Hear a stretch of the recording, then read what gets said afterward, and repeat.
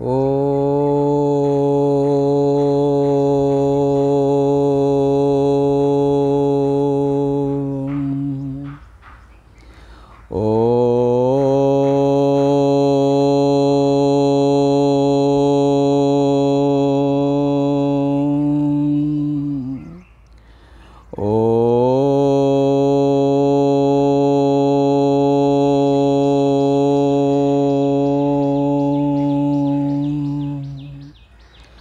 ब्रह्मानंदं परमसुखदं केवलं ज्ञानमूर्तिं द्वन्द्वातीतं गगनसदृशं तत्त्वमस्यादिलक्ष्यम् एकं नित्यं विमलमचलं सर्वधी साक्षीभूतं भावातीतं त्रिगुणरहितं सद्गुरुं तं नमामि।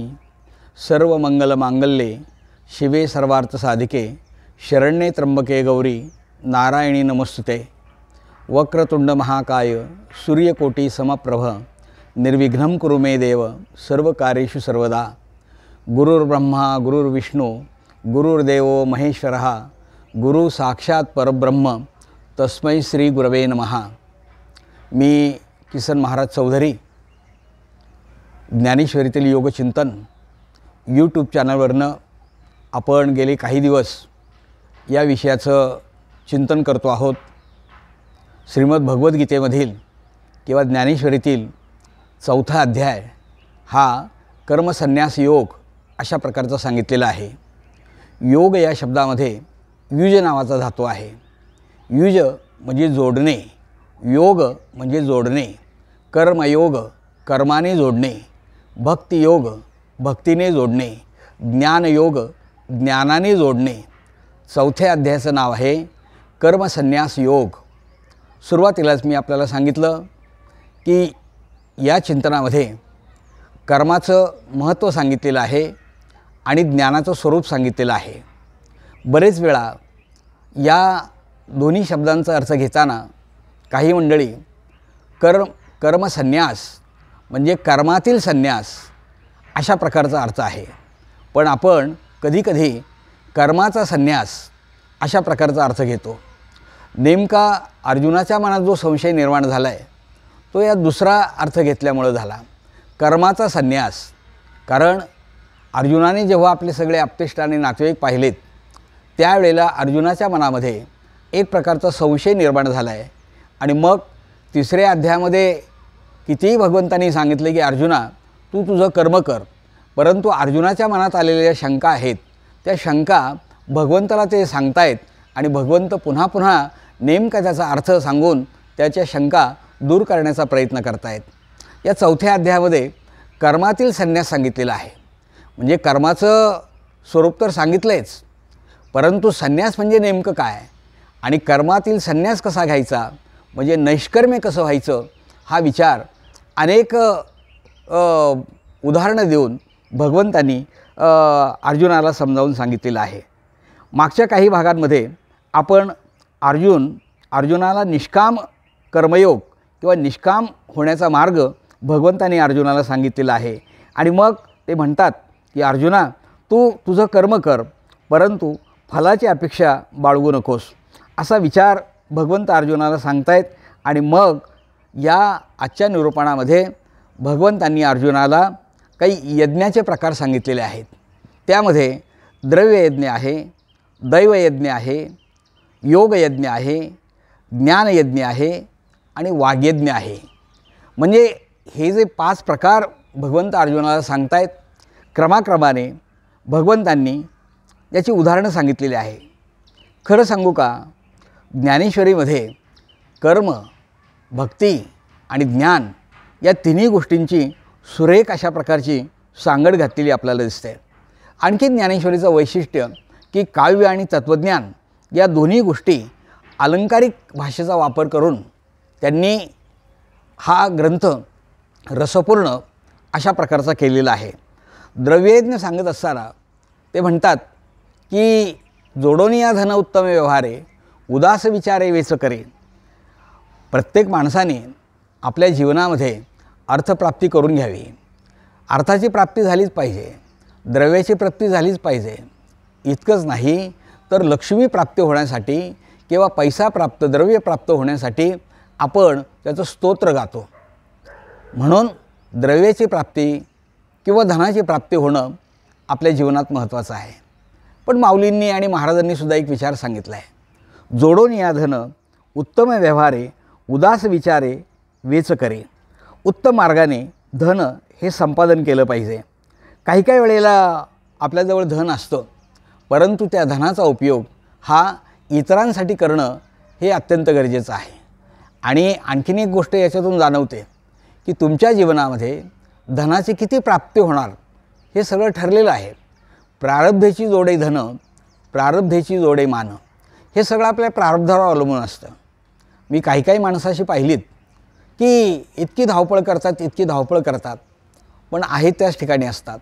आणि काही माणसं अशी पण पाहिलीत की काही करत नाहीत, परंतु इतक्या धनाची प्राप्ती होते की त्यांना नको म्हणायची पाळी येते. आणि म्हणून प्रारब्धानुसार धन प्राप्त होतच असतं, परंतु तरीसुद्धा कर्म करणं किंवा त्यासाठी आपल्याला प्रयत्न करणं हे तितकंच गरजेचं आहे. ज्या वेळेला आपण संन्यासी व्हायचं आहे त्यावेळेला तो कृतीने होता कामा नये, तर तो वृत्तीने झाला पाहिजे. तो मनाने कर्मसन्यासी झाला पाहिजे, तरच त्याला एक प्रकारचा अर्थ प्राप्त होतो. मानवी जीवनात धन मिळतं, पण धनाची शुद्धता ही दानामुळे होत असते. आणि म्हणून दान हे सुद्धा तितकंच महत्त्वाचं आहे. आपण महाभारत काळामध्ये पाहतो की कर्ण हा दानशूर कर्ण होता. कर्ण ज्या वेळेला दान द्यायचा, ज्यावेळेला तो अर्धे देत असे, त्यावेळेला याचक त्याच्याजवळ येत असत.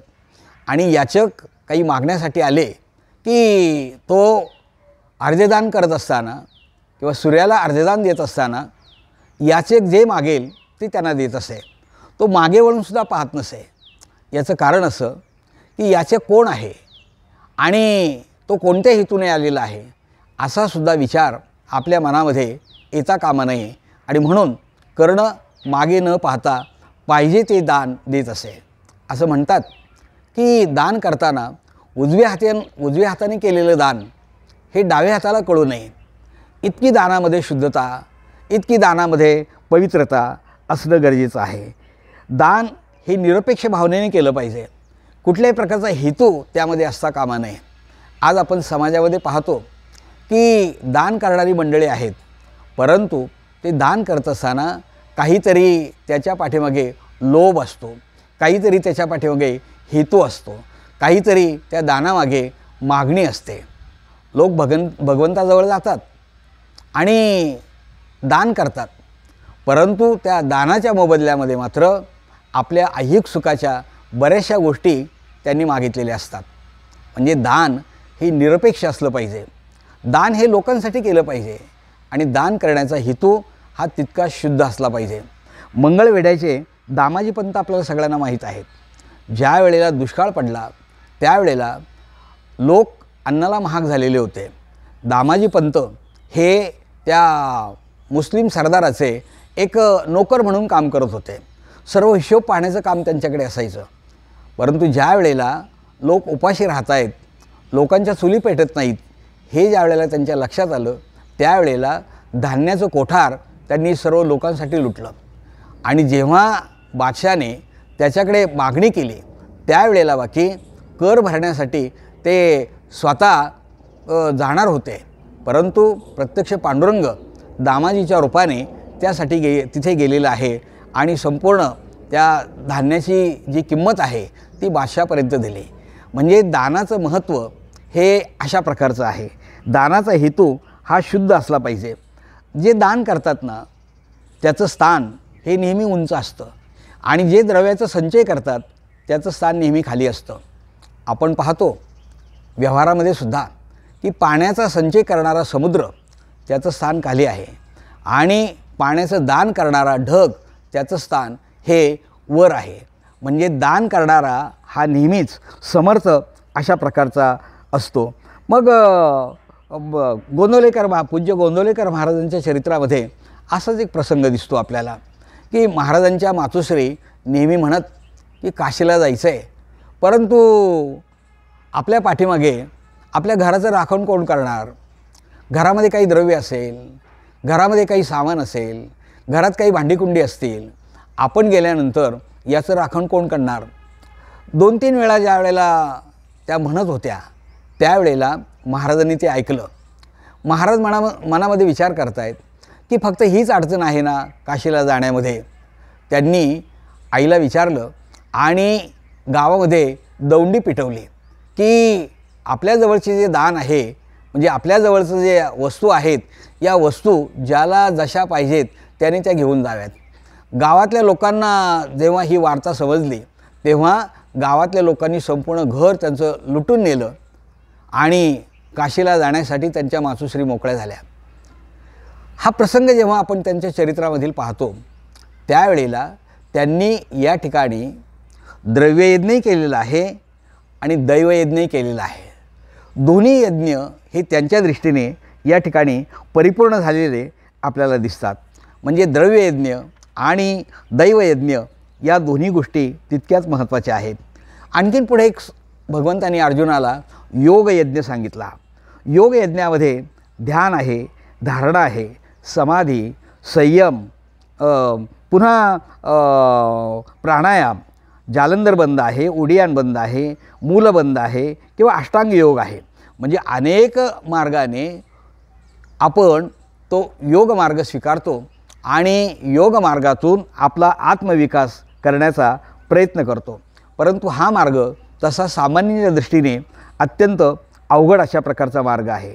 यातून जेव्हा योग मार्गाच्या माध्यमातून लोक जातात त्यावेळेला सोहम किंवा अहम ब्रह्मास्मी किंवा सोहमची प्राप्ती त्याला होते आणि जे काही ब्रह्मवाक्य आहे त्याची प्रचिती त्याला या यज्ञामधून येते. परंतु हा यज्ञ करणंसुद्धा तितकंच अवघड अशा प्रकारचं आहे. आणि म्हणून पुढे जो आणखीन एक यज्ञ सांगितला तो म्हणजे वाग्यज्ञ. ज्ञानेश्वर माऊलींनी 750 वर्षापूर्वी ज्ञानेश्वरी ग्रंथाचं लेखन केलं आणि वाग्यज्ञ केला. वाग्यज्ञ म्हणजे काय तर वेदांच्या आज्ञा पाळून जो काही यज्ञ केला जातो त्याला आपण वाग्यज्ञ असं म्हणतो. वेदांचा उच्चार या वाग्यज्ञामध्ये असतो. वाग्यज्ञामुळं मन शुद्ध होतं आणि अज्ञान सगळं निघून जातं. सर्वात श्रेष्ठ जर कोणता यज्ञ असेल तर तो म्हणजे ज्ञानयज्ञ. माऊलींनी वाग्यज्ञ केला. ज्ञानेश्वरीच्या रूपानं 700 श्लोकांचा विस्तार 9000 ओव्यांच्यापर्यंत केला आणि पसायदान मागताना ते आपल्या बंधूंकडं, आपल्या गुरूंकडं, निवृत्तीनाथांकडं मागणं मागतायत की आता विश्वात्मके देवे येणे वाग्यज्ञ तोषावे. 750 वर्षापूर्वी जो वाग्यज्ञ झाला या वाग्यज्ञाने तुम्ही प्रसन्न व्हा, अशा प्रकारचं मागणं त्यांनी पसायदानामध्ये मागितलं. असो, सर्व श्रेष्ठ जर यज्ञ कोणता असेल तर तो म्हणजे ज्ञानयज्ञ आहे. ज्ञानयज्ञामध्ये नहि ज्ञानेन सदृशम पवित्रम इह विद्यते असं आपण म्हणतो आणि म्हणून ज्ञानयज्ञ हा सुद्धा तितकाच महत्त्वाचा आहे. या ठिकाणी ते म्हणतात मग वाक्यविधीच्या निरवडी विषयाहुती उदंडी हवन केली कुंडी इंद्रियाग्नीच्या.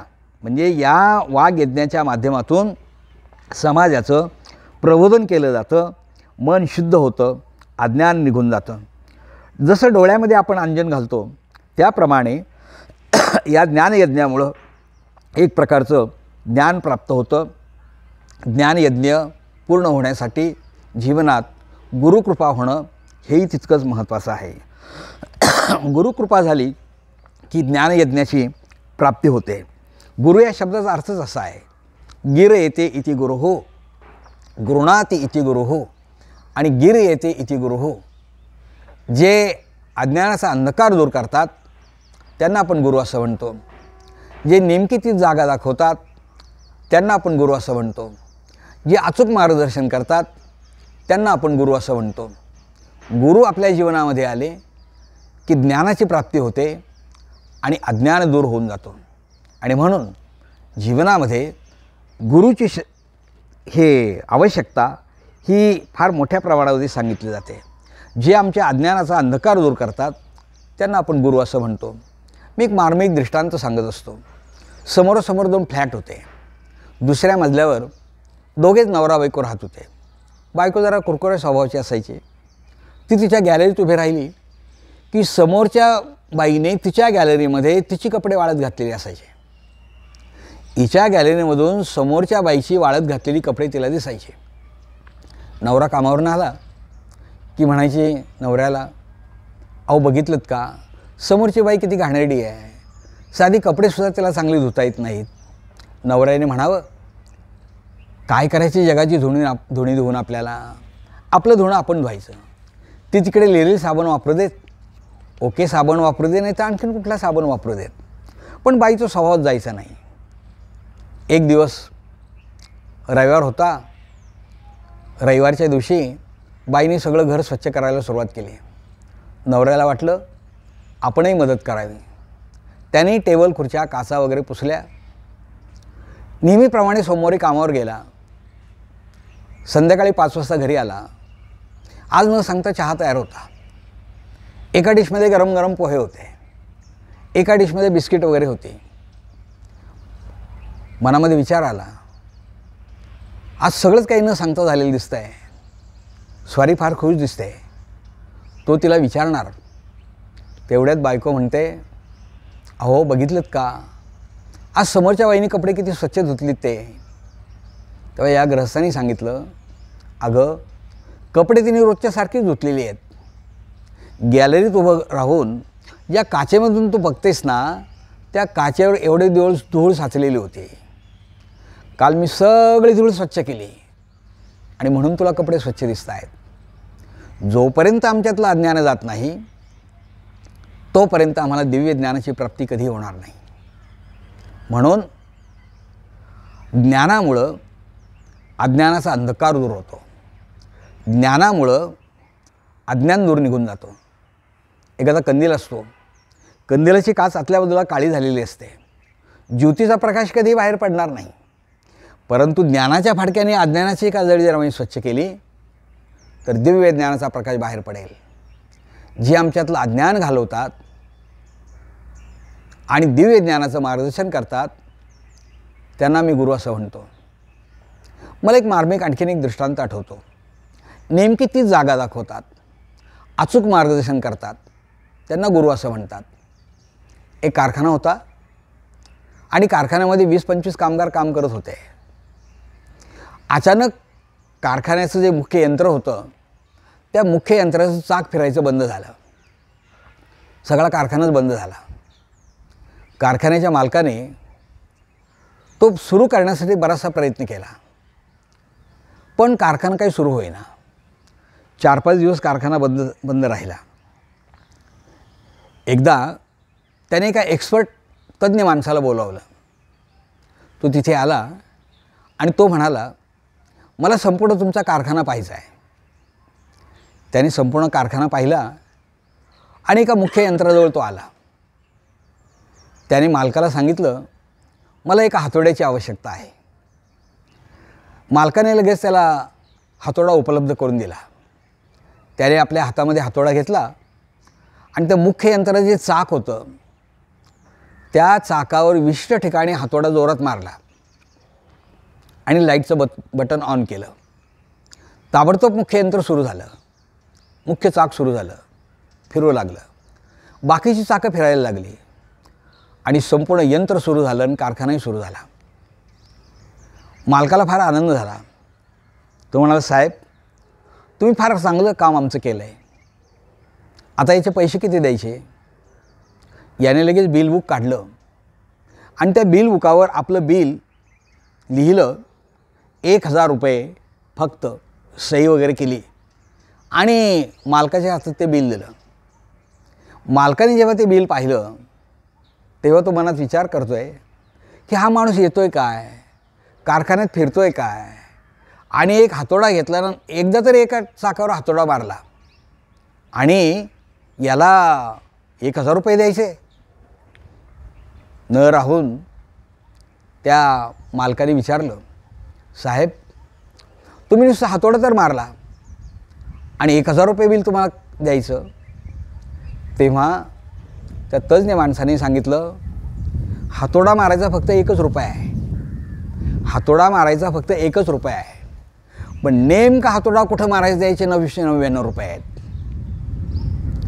जे अचूक जागा दाखवतात त्यांना आपण गुरु असं म्हणतो. गिर येते इति गुरु हो, गृणाते इति गुरु हो आणि गिर येते इति गुरु हो. गुरु आपल्या जीवनामध्ये आले की जीवनाचं सार्थक झाल्याशिवाय राहणार नाही. गुरूंचं वर्णन करताना माऊलींनीसुद्धा आपल्या एका अभंगात म्हटलं आहे, श्रीगुरु सारिखा असता पाठे राखा, इतरांची लेखा कोण करे, राजयाची कांता काय भीक मागे, मनाची यायोगी सिद्धी पावे, कल्पतरू तळवटी जो कोणी वैसला, काय वानू सांगा त्याला जिजो, त्याला काय कमी पडणार आहे. किंवा पहिल्याच अध्यायामध्ये माऊलींनी गुरुचं महत्त्व वर्णन करताना ते म्हणतात, जयासी कामधेनू माये, तयासी अप्राप्य काही आहे, म्हणून मी प्रवर्तलेला आहे ग्रंथी. असो, आजच्या भागामध्ये आपण भगवंतांनी जो यज्ञाचे प्रकार सांगितले त्यामध्ये द्रव्ययज्ञ, दैवयज्ञ, योगयज्ञ, ज्ञानयज्ञ, वाग्यज्ञ यांचं महत्त्व सविस्तरपणे सांगितलं आणि त्यात ज्ञानयज्ञ किती महत्त्वाचा आहे आणि त्यासाठी गुरुप्राप्तीची आवश्यकता काय आहे हे विचार भगवंतांनी अर्जुनाला सांगितले. आज आपण या ठिकाणी थांबणार आहोत. नवीन वर्ष सुरू होतं आहे. खरं तर इंग्रजी नवीन वर्ष आपण स्वीकारलेलं आहे. नवीन वर्षाच्या सर्वांना शतशत शुभेच्छा देतो. आपलं आध्यात्मिक जीवन हे संपन्न आणि आपलं आरोग्य हे निरामय व्हावं अशा प्रकारची माऊलींचरणी प्रार्थना करतो. आणि आजचा हा भाग इथे थांबवण्यापूर्वी आपण सर्वांनी याला सबस्क्राईब करा, लाईक करा आणि शेअर करा. विशेष आनंदाची बाब म्हणजे आपण उत्तम प्रतिसाद देत आहात.